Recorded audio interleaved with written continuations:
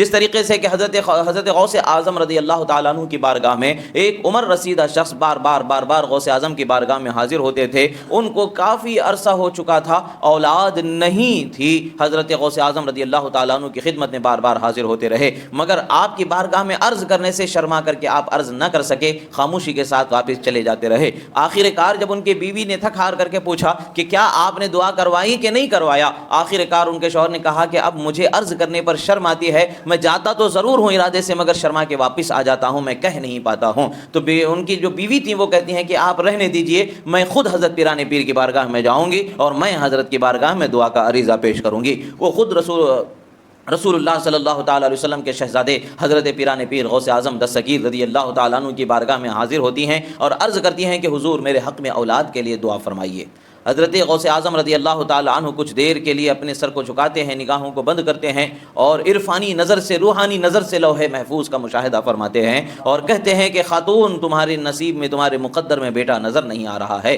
حضرت کی بارگاہ میں وہ خاتون عرض کرتی ہیں حضور مجھے مقدر میں مقرر پہلے ہی سے ہونا ہے, وہ تو پہلے ہی سے مجھے ملنا لکھا جانا ہوتا تو وہ پہلے ہی سے میرے پاس پہنچ چکا ہوتا, میرے مقدر میں وہ چیز نہیں مل پا رہی ہے مجھے, اسی لیے تو آپ کے پاس میں دعا کرانے کے لیے آئی ہوں. یاد رکھیں کہ اللہ تبارک و تعالیٰ کی تقدیر دو طریقے سے ہوتی ہے, ایک اٹل فیصلہ ہوتا ہے جو بدلتا ہی نہیں ہے, ایک وہ فیصلہ ہوتا ہے جو دعا سے متعلق ہوتا ہے, اس فیصلے کو اللہ تبارک و تعالیٰ دعا کے ذریعے بدل دیتا ہے. یعنی یہ خاتون یہی عرض کرنا چاہتی ہیں جو فیصلہ میرے حق میں اولاد کے نہ ہونے کا ہے, اگر اولاد کے ہونے کا ہوتا تو آپ کے دروازے ہی پر مجھے آنے کی ضرورت نہیں ہوتی, ویسے بھی وہ اولاد مجھے مل چکی ہوتی. اس فیصلے کے لیے آپ کی دعا کے ذریعے میں رب تعالیٰ کی بارگاہ میں میرے حق میں اولاد کا فیصلہ بدلنے کے لیے میں عرض کرنے کے لیے حاضر آئی ہوں. حضرت غوث اعظم کی بارگاہ میں وہ بڑی عاجزی سے عرض کرتی ہیں. غوث اعظم رضی اللہ تعالیٰ عنہ رب تعالیٰ کی بارگاہ میں دعا فرماتے ہیں, اللہ تبارک و تعالیٰ کے اس ولی کی دعا کو اللہ تعالیٰ قبول فرما لیتا ہے. وہ اس طریقے سے ہوتا ہے کہ حضرت فرماتے ہیں کہ جاؤ تمہارے شوہر کو صبح میرے پاس بھیج دینا,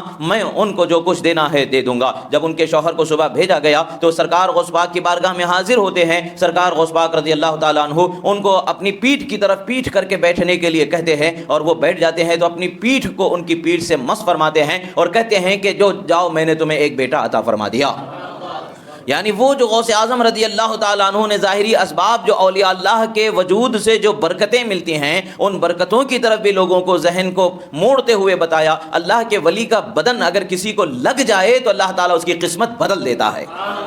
یہ اللہ کے ولیوں کے بدن کے مس ہونے کی برکتوں کو بھی دکھانا تھا اور یہ بھی بتانا تھا کہ رب تعالیٰ چاہے تو اللہ تعالیٰ اپنے فیصلے کو, جو فیصلے کو دعا سے بدلنے کا درجہ رکھتا ہے, وہ اپنے ولیوں کی دعاؤں سے ضرور بدل دیتا ہے اور اس میں تبدیلی واقع ہو جاتی ہے. اور وقت نے دیکھا کہ اس خاندان میں اللہ تبارک و تعالیٰ نے وقت کا ایک ایسا عظیم ولی پیدا فرمایا جسے دنیا شہاب الدین سہروردی رضی اللہ تعالیٰ عنہ کے نام سے جانتی ہے. یہ حضرت ان کی والدہ کی عمر اس وقت پر غالباً 60 سال کی عمر تھی اور دنیا کی تاریخ یہ بتاتی ہے کہ ظاہری اسباب کے پیش نظر اس عمر میں کوئی عورت ماں نہیں بن سکتی ہے, مگر ظاہری اسباب کا دائرہ ایک محدود دائرہ ہوتا ہے, اس سے کہیں بڑا دائرہ روحانی سلطنت کا جو اللہ تعالیٰ کے محبوب بندوں کی حقیقی ولایت کا ہوتا ہے, حقیقی ان کے تصرف کا ہوتا ہے, جس کا ذکر اللہ تبارک و تعالیٰ نے قرآن مجید میں فرمایا وَلَقَدْ كَتَبْنَا فِي الزَّبُورِ مِن بَعْدِ الذِّكْرِ أَنَّ الْأَرْضَ يَرِثُهَا عِبَادِيَ الصَّالِحُونَ. اور ہم نے زبور میں بیان کر دیا ہے, اس کا واضح طور پر ہم نے اس کو نازل کر دیا ہے کہ زمین کے حقیقی مالک زمین کے وارث حقیقی, زمین کے مالک ہم اپنے نیک بندوں ہی کو بناتے ہیں.